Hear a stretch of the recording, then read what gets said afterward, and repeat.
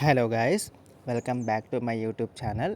ఈ వీడియోలో మనం ఏపీ హైకోర్టు సంబంధించిన జూనియర్ అసిస్టెంట్ ఎగ్జామినేషన్లో ప్రీవియస్ ఇయర్ క్వశ్చన్స్ ఏమేమి వచ్చాయో అవి ఒకసారి డీటెయిల్గా చూద్దాం. సో వీడియో ఎక్కడ స్కిప్ చేయకుండా చివరి వరకు చూడండి. వీడియో నచ్చితే లైక్ చేయండి, ఛానల్ని సబ్స్క్రైబ్ చేసుకోండి. Let's get started. So first question వచ్చేసి, which of the following dance forms derives its name from the female incarnation of lord Vishnu. So lord విష్ణుకి సంబంధించిన ఫిమేల్ అవతారంలో డిరైవ్ అయిన డ్యాన్స్ ఫామ్ని చెప్పమంటున్నారనమాట. సో ఆప్షన్స్ ఏం ప్రొవైడ్ చేశారు? Option A Kuchipudi, option B Kathakali, option C సిటాయిరా, option B Mohini Attam. So answer guess చేయడానికి ట్రై చేయండి. ఎవరికైనా ఆన్సర్ తెలిస్తే కామెంట్లో తెలియజేయండి. సో ఇక్కడ ఆన్సర్ వచ్చేసి ఆప్షన్ డి మోహిని అట్టం అవుతుంది. ఎందుకంటే విష్ణువు ఫిమేల్ అవతారం వచ్చేసి మోహిని అవతారం. సో ఇక్కడ మోహిని అట్టం అనేది ఆన్సర్ అవుతుందన్నమాట. సో మోహిని అట్టం అనేది కేరళకు చెందిన క్లాసికల్ డ్యాన్స్ అన్నమాట. సో మనం ఒకసారి 8 క్లాసికల్ డ్యాన్సెస్ గురించి ఒకసారి తెలుసుకుందాం. సో కథాకళి అనేది కేరళకి చెందినది, కూచిపూడి ఆంధ్రప్రదేశ్, భరతనాట్యం అనేది తమిళనాడుకు సంబంధించింది అనమాట, కథక్ ఉత్తరప్రదేశ్ సంబంధించింది అనమాట, మణిపూరి అనేది మణిపూర్ రాష్ట్రానికి చెందింది, ఒడిస్సీ అనేది ఒడిషా రాష్ట్రానికి చెందింది అనమాట, సిటైరా అనేది అస్సాం రాష్ట్రానికి చెందింది అనమాట, లాస్ట్ మోహిని అట్టం అనేది కేరళకు చెందిందనమాట. సో ఎగ్జామినర్ అప్పుడప్పుడు మనకి క్వశ్చన్స్ వీటి నుంచి కూడా ఇస్తూ ఉంటారనమాట. కేరళకి ఏ క్లాసికల్ డ్యాన్స్ చెందింది, తమిళనాడుకి ఏ క్లాసికల్ డ్యాన్స్ చెందింది, ఇలాంటి క్వశ్చన్స్ కూడా అప్పుడప్పుడు ఇస్తుంటారనమాట. సో ఇది చాలా ఇంపార్టెంట్ అనమాట. సో నెక్స్ట్ క్వశ్చన్ వచ్చేసి, until what age can a judge of the high court of Andhra Pradesh hold in office? అంటే ఇండైరెక్ట్గా ఇక్కడ retirement age of the judge, high court judge retirement age అడుగుతున్నారనమాట. ఆప్షన్స్ వచ్చేసి 65 ఇయర్స్, ఆప్షన్ బి వచ్చేసి 60 ఇయర్స్, ఆప్షన్ సి వచ్చేసి 62 years, option D వచ్చేసి 58 years. ఎవరికైనా answer తెలిస్తే కామెంట్లో తెలియజేయండి. సో ఇప్పుడు ఆన్సర్ చూద్దాం. ఇక్కడ ఆన్సర్ వచ్చేసి ఆప్షన్ సి 62 ఇయర్స్ దాకా రిటైర్మెంట్ ఏజ్ ఉంటుందన్నమాట. So actually high court judge retirement age వచ్చేసి 60 ఇయర్స్ దాకే ఉండేది. కాకపోతే 15 అమెండ్మెంట్ యాక్ట్ తీసుకొచ్చి 1963లో 62 ఇయర్స్ని పెంచారనమాట. సో ఇక్కడ ఇంకో క్వశ్చన్ కూడా ఫామ్ అవుతుంటుంది. ఏంటంటే ఏ అమెండ్మెంట్ యాక్ట్ ద్వారా హైకోర్టు జడ్జ్ రిటైర్మెంట్ ఏజ్ అనేది 60 ఇయర్స్ నుండి 62 ఇయర్స్కి పెంచారనేసి క్వశ్చన్ అడగొచ్చు అనమాట. సో ఎలాగో హైకోర్టు గురించి తెలుసుకున్నాం కాబట్టి సుప్రీంకోర్టు గురించి కూడా తెలుసుకుందాం. సుప్రీంకోర్టు రిటైర్మెంట్ ఏజ్ వచ్చేసి 65 ఇయర్స్ దాకా ఉంటుందన్నమాట. వాళ్ళ జడ్జి రిటైర్మెంట్ ఏజ్ వచ్చేసి 65 ఇయర్స్ అన్నమాట. సో నెక్స్ట్ క్వశ్చన్ వచ్చేసి, the state election commission was formed under the which article of Indian constitution? State election commission అనేది ఏ ఆర్టికల్ ద్వారా ఏర్పడింది అని క్వశ్చన్ అడుగుతున్నారనమాట. ఆప్షన్స్ వచ్చేసి ఆర్టికల్ నెంబర్ 253, ఆప్షన్ బి వచ్చేసి ఆర్టికల్ నెంబర్ 220, ఆప్షన్ సి వచ్చేసి 243K and 243ZA, option D వచ్చేసి ఆర్టికల్ నెంబర్ 226. సో ఇక్కడ ఆన్సర్ వచ్చేసి option C article number 243K and 243ZA అవుతుందన్నమాట. So very very most important question. So ఇది వచ్చేసి ఎగ్జామ్లో ఖచ్చితంగా అడుగుతూ ఉంటారనమాట. 73rd అండ్ 74th అమెండ్మెంట్ ద్వారా ఆర్టికల్ నెంబర్ 243K అండ్ 243ZAని మనకి చేర్చబడ్డారనమాట ఇండియన్ కాన్స్టిట్యూషన్లో. 1992 ఇయర్లో చేర్చారనమాట. సో 243K ఏంటి? పంచాయతీ ఎలక్షన్స్ గురించి. 243ZA ఏంటి? మున్సిపాలిటీ ఎలక్షన్స్ గురించి అనమాట. సో ఇక్కడ నుంచి ఎగ్జామినర్ చాలా క్వశ్చన్స్ ఫామ్ చేయొచ్చు అనమాట. ఏంటంటే స్టేట్ ఎలక్షన్ కమిషన్ ఏ అమెండ్మెంట్స్ ద్వారా చేర్చబడింది అని కూడా క్వశ్చన్ అడగొచ్చు. సో ఇంకా ఏం క్వశ్చన్స్ అడగొచ్చు? 243K అనే ఆర్టికల్ దేనికి సంబంధించింది అని అడగొచ్చు. ఎలక్షన్స్ ఆఫ్ పంచాయత్స్ అనమాట. 243ZA అనేది ఏ ఆర్టికల్ సంబంధించింది అని అడగొచ్చు అనమాట. ఏంటది? Elections of municipalities. So different questions మనకి ఎగ్జామినర్ అడగొచ్చు. సో మన అన్నిటికీ రెడీగా ఉండాలన్నమాట. సో నెక్స్ట్ క్వశ్చన్ వచ్చేసి, which of the following scheduled languages has the least number of speakers in India according to the census of India 2011? అందరికన్నా తక్కువ మాట్లాడే షెడ్యూల్ లాంగ్వేజ్ ఏంటి according to census of India 2011 ఏంటి అని అడుగుతున్నారనమాట. ఆప్షన్స్ వచ్చేసి Dogri, option B Punjabi, option C Nepali, option D Sanskrit. ఇక్కడ ఆన్సర్ని గెస్ చేయడానికి ట్రై చేద్దాం. సో డోగ్రీ ఉండదు, ఎందుకంటే డోగ్రీ అనేది జమ్మూ ఏరియాలో చాలా ఎక్కువగా వాడతారు. పంజాబీ అనేది మొత్తం రాష్ట్రం మొత్తం పంజాబ్ లాంగ్వేజ్ వాడతారనమాట. నేపాలీ అనేది నార్త్ ఈస్ట్ ఏరియాలో వాడతారనమాట. నెక్స్ట్ వచ్చేసి సాంస్క్రిట్. మ్యాక్సిమం ఆన్సర్ ఇదే, సాంస్క్రిట్ అనమాట. అందరికన్నా తక్కువగా మాట్లాడే భాష వచ్చేసి ఆప్షన్ డి సాంస్క్రిట్ అనమాట. సో అకార్డింగ్ టు 2011 సెన్సస్ ప్రకారం ఎక్కువగా వాడే భాష ఏంటి? ఆబ్వియస్లీ హిందీ అవుతుంది. ఎంత పర్సెంటేజ్? 43.63%. ఆ తర్వాత వచ్చేసి సెకండ్ ప్లేస్లో బెంగాలీ ఉంది 8%తో. ఆ తర్వాత వచ్చేసి మరాఠీ అనమాట 6.86%తో ఉందన్నమాట. నెక్స్ట్ వచ్చేసి మన తెలుగు భాష అనమాట 6.70%తో. ఆ తర్వాత తమిళ్ 5.70%తో.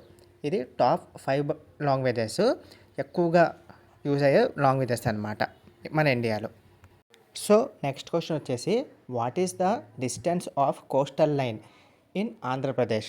సో ఆంధ్రప్రదేశ్లో తీరరేఖ పొడవు ఎంత అని అడుగుతున్నారనమాట.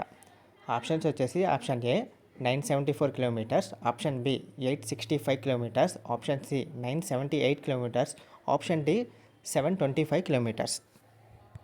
సో ఆన్సర్ వరకైనా తెలిస్తే ఆన్సర్ అనేది కామెంట్లో తెలియజేయండి. సో ఆన్సర్ వచ్చేసి ఆప్షన్ ఏ 974 కిలోమీటర్స్ అనమాట. సో అందరికన్నా ఎక్కువ తీరరేఖ కలిగిన రాష్ట్రం ఏంటి? ఆన్సర్ వచ్చేసి గుజరాత్ అనమాట. 1600 కిలోమీటర్స్ ఉంటుంది అది. నెక్స్ట్ వచ్చేసి తమిళనాడు 1076 కిలోమీటర్స్ అనమాట. ఆ తర్వాత మన రాష్ట్రం థర్డ్ ప్లేస్ అనమాట 974 కిలోమీటర్స్ అనమాట. అందరికన్నా తక్కువ తీరరేఖ కలిగిన రాష్ట్రం ఏంటంటే గోవా అవుతుందన్నమాట.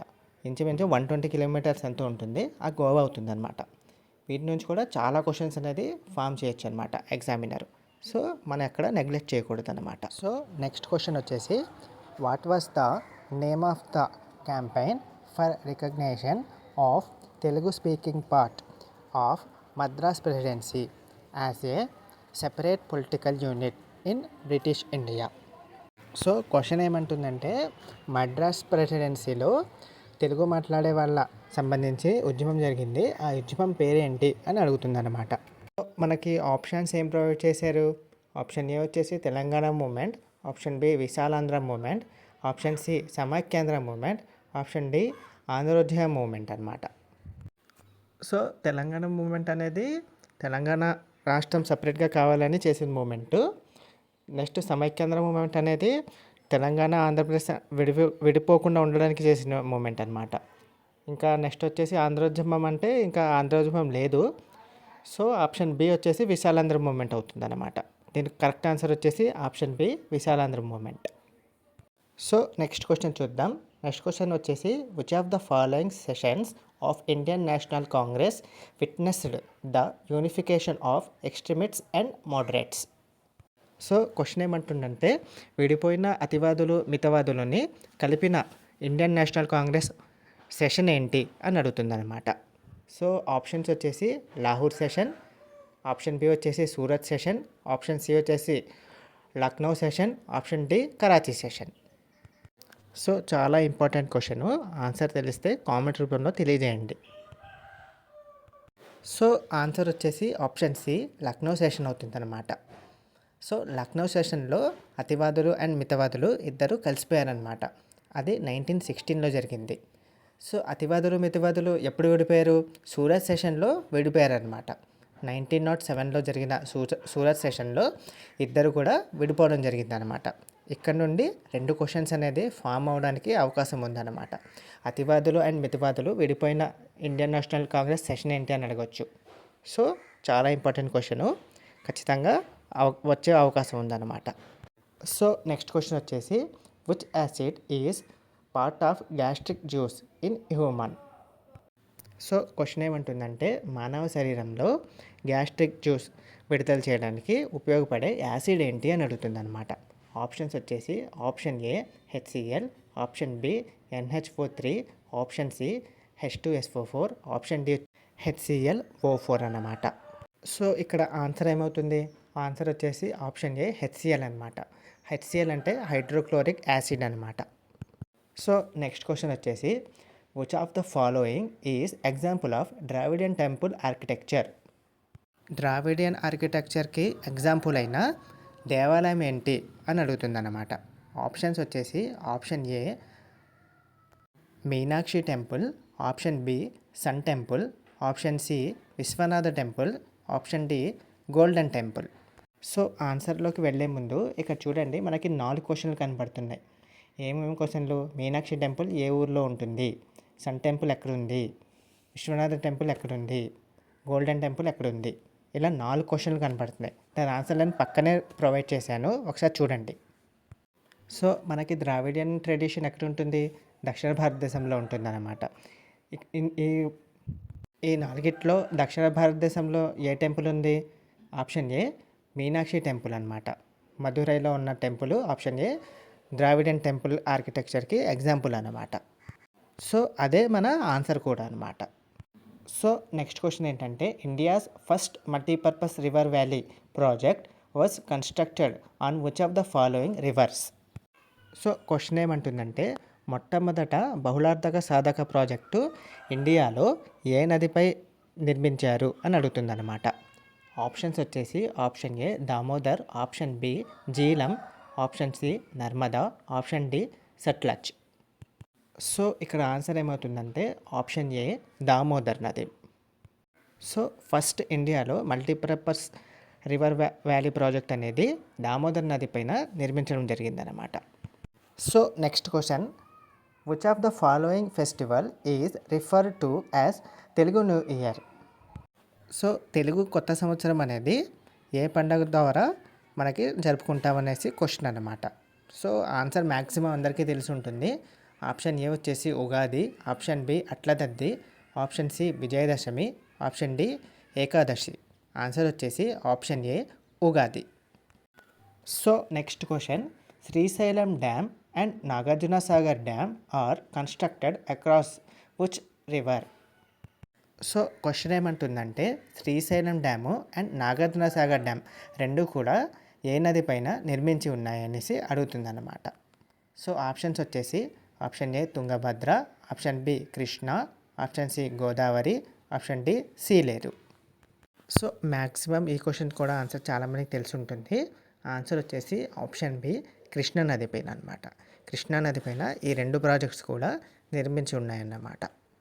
సో నెక్స్ట్ క్వశ్చన్ వచ్చేసి anthracite coal is mostly found in which of the following states and union territories of India. So question ఏమంటుందంటే యాంథ్రసైట్ కోల్ అనేది ఏ రాష్ట్రం ఆర్ యూనియన్ టెరిటరీలో మనకి దొరుకుతుంది అని అడుగుతుంది అనమాట. సో మనకి ఆప్షన్స్ ఏం ప్రొవైడ్ చేశారు? Option A Rajasthan, option B Uttarakhand, option C Jammu and Kashmir, option D Haryana. So ఆన్సర్ని గెస్ చేయడానికి ట్రై చేయండి. ఆన్సర్ తెలిస్తే కామెంట్ రూపంలో తెలియజేయండి. సో ఇక్కడ ఆన్సర్ వచ్చేసి option C Jammu and Kashmir అన్నమాట. సో అసలు యాంథ్రసైట్ కోల్ అంటే ఏంటి? యాంథ్రసైట్ కోల్ అనేది హయ్యెస్ట్ ర్యాంకింగ్ ఆఫ్ కోల్ అనమాట. కోల్ అన్నిట్లోనూ యాంథ్రసైట్ కోల్ అనేది ఎక్కువ ర్యాంక్ కలిగిందనమాట. సో ఇది చాలా బ్లాక్ కలర్లో ఉంటుంది అండ్ బాగా హార్డ్ కోల్ అనమాట ఇది.